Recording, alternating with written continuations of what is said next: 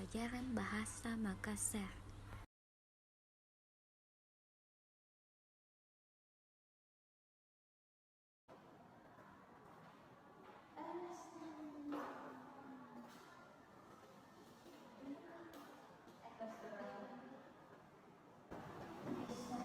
Assalamualaikum warahmatullahi wabarakatuh.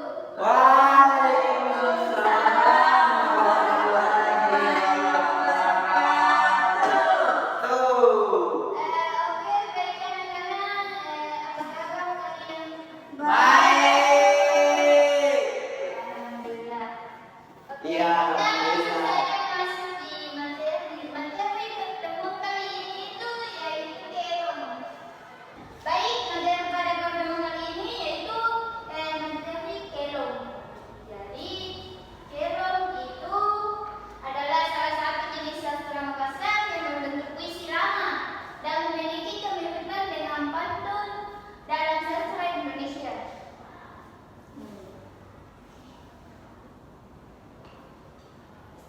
Jenis-jenis kelong itu ada 3, berdasarkan lapangan pekerjaan, berdasarkan usia, dan berdasarkan isi. Oke, kita lanjut. Ciri-ciri kelong maka bahasa Makassar. Dia itu tidak mempunyai judul, bersifat anonim, tidak diketahui nama penggunanya. Oke, jadi ciri-ciri kelong itu ada dia itu tidak mempunyai judul, bersifat anonim, tidak diketahui nama penggunanya. Terus baris-baris dalam bait kelong merupakan satu kesatuan yang utuh untuk mendukung sebuah makna. Terus ada kesatuan suara yang terdapat pada tiap-tiap baris.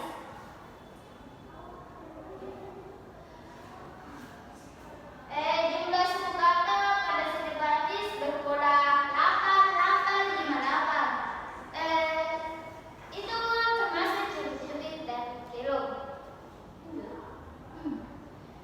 Jadi di sini nilai-nilai dalam kelong itu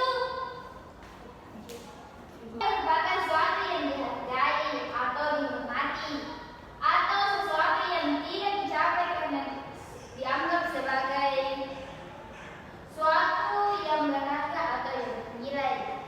Nilai-nilai dalam kelong itu yaitu terdapat 3 nilai. Apa saja?